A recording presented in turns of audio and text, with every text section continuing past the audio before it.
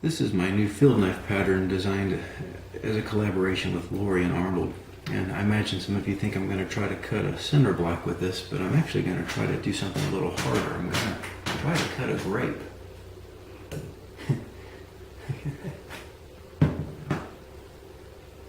I figure that food prep is a pretty good way of showing how well something cuts.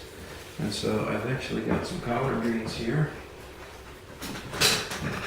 just to illustrate the cutting ability of the geometry of the blade. We've taken this quite thin. This is A2 at a Rockwell hardness of 61 to 62, and it was heat treated in a way that maximizes edge stability, and that's just done with a rapid quench and a quench to martensite finish, so we're getting a little bit more of a homogeneous structure, and that helps with fine edge stability at the expense of dimensional stability, which is less of a concern with cutlery. So we're kind of getting away from a stamping die type of heat treat to something really better optimized for edge stability.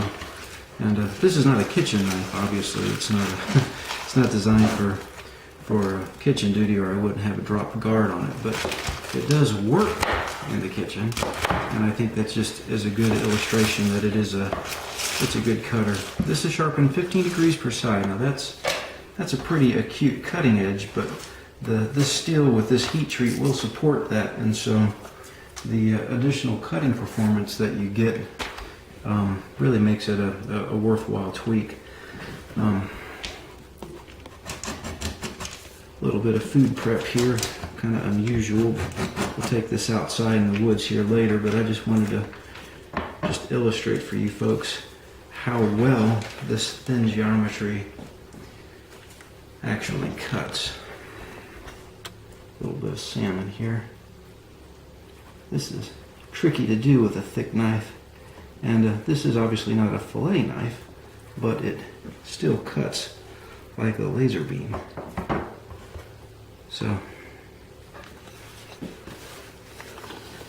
there you have it. We're in the woods behind my house, and just going to show how well this cuts a sapling here. This guy's got to go, so you can hold this towards the rear and get a little bit more length on it and get a pretty good swing for such a short blade.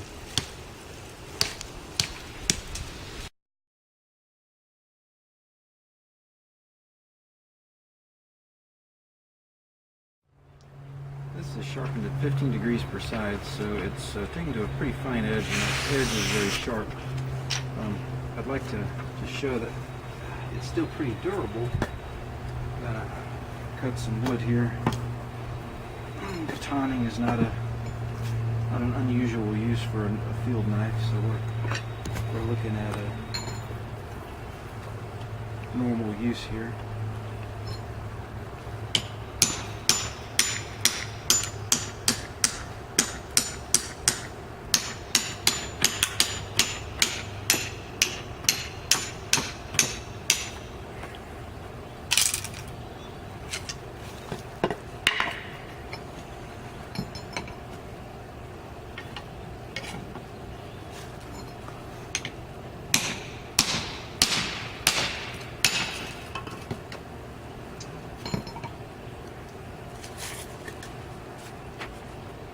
Part of the blade that I was cutting with here, just going to push cut.